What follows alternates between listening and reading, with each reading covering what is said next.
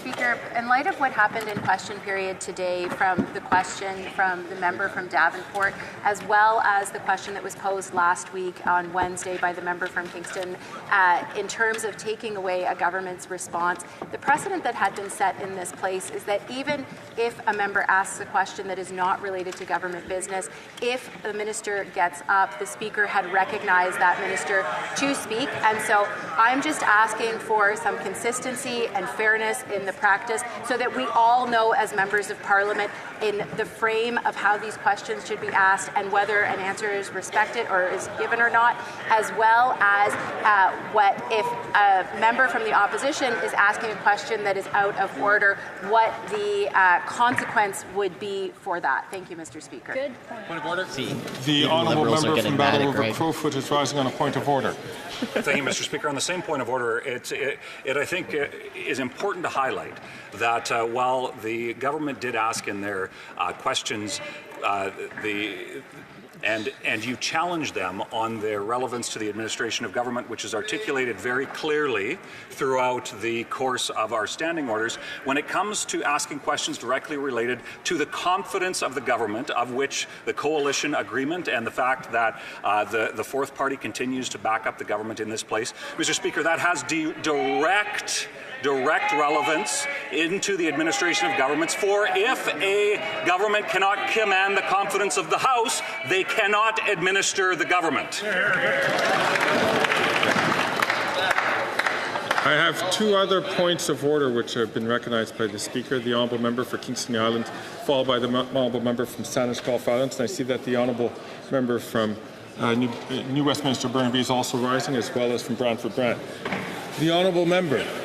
To add to the intervention of the House Leader, Mr. Speaker, I would like to submit the following to you. There seems to be a precedent that's developing that if you are of the side of the government, you belong to the political party of the government, your question will not be answered if you deem it not to be in line with government business.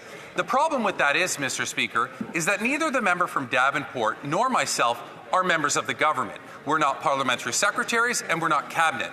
Therefore, we're entitled to the exact same rights that you afford to every other member of this House. So, if you're deciding that a precedent will be set, that they will be able to have their questions answered, you must afford the same, you must afford the exact same respect to our questions. Otherwise, I would argue that you're breaching our privilege.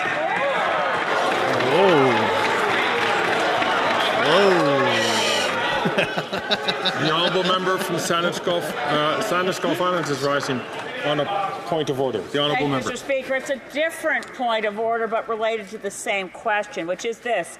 When a member stands and poses a question which you find not to be within the proper frame of government business, if someone had stood and asked a question which used an inappropriate word, that member would be given an opportunity to rephrase the question and ask it again. In this instance, the honourable member for Davenport has lost that opportunity to ask a question forever. And I wonder, Mr. Speaker, if we could if you could see the latitude to see if a member can quickly reframe a question and make it within the proper framework of government business. I thank the honourable member for Sanders and the Gulf Islands. The honourable member from Kingston the Island is rising on a point of order. Mr. Speaker, could you then please explain why the party that comes from the governing side even has 3 questions? The point is for us as MPs who are not part of the government to still hold the government accountable. That's the whole point. So you have to afford the exact same treatment to every member who is not a member of the government.